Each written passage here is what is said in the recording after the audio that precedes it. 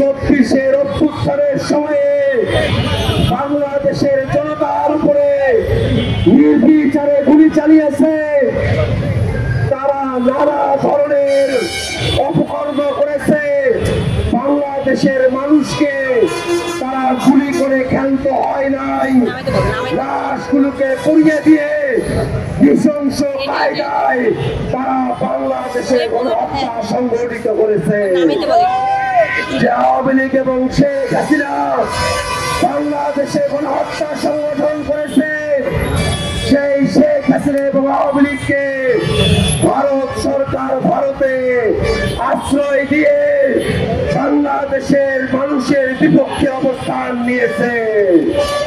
আমরা বিভিন্ন সময় খেয়াল করি ভারত সরকার এবং তাদের বাহিনীগুলো তাদের দেশের নাগরিককে বাংলাদেশে জোরপূর্বক পুশিং করছে। বাংলাদেশের সীমান্তে ভারতীয় মুসলিম নাগরিকদেরকে পুশিং করে বাংলাদেশে তারা পাঠিয়ে দিচ্ছে।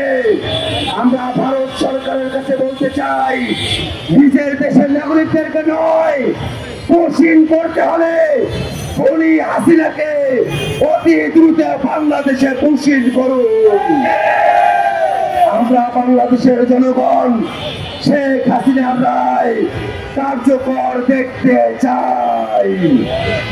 আর যদি শেখ হাসিনার হিম্মত থাকতো বাংলাদেশের বিচার বিভাগের কাছে নিজেকে নির্দোষ প্রমাণ করার হিম্মত থাকতো, তাহলে ভারতে বসে থেকে নয়, গোপন আস্তানায় বসে থেকে নয়, বাংলাদেশের বিরুদ্ধে ষড়যন্ত্র করে নয়, শেখ হাসিনা বাংলাদেশের আদালতের কাছে এসে আত্মসমর্পণ করে আত্মপক্ষ সমর্পণের সুযোগ খুঁজত।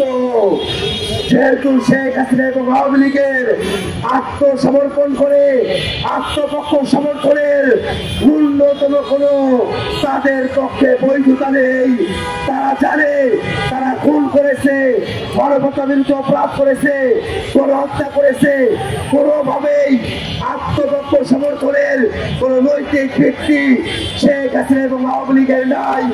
সেই কারণেই তারা বাংলাদেশের বিচার বিভাগের কাছে আত্মসমর্পণ করার মতো সাহস দেখাতে পারে নাই। যারা বাংলাদেশের বিচার বিভাগের কাছে আত্মসমর্পণ করার সাহস রাখে না, নিজের পক্ষে আদালতে এসে পক্ষ অবলম্বন করার সাহস রাখে না, সেই আওয়ামী লীগের পক্ষে কোনোভাবেই বিশ্ববিদ্যালয়ে পড়ুয়া, বিশ্ববিদ্যালয়ে পড়ায় এমন কোন ব্যক্তি খুনিদের পক্ষ নিতে পারে না। এই সব শিক্ষক নামের কলঙ্ক তারা বাংলাদেশে আবারও গণহত্যা চাপিয়ে দিতে চায়, বাংলাদেশে আবারও মানবতা বিরুদ্ধে অপরাধ চাপিয়ে দিতে চায়।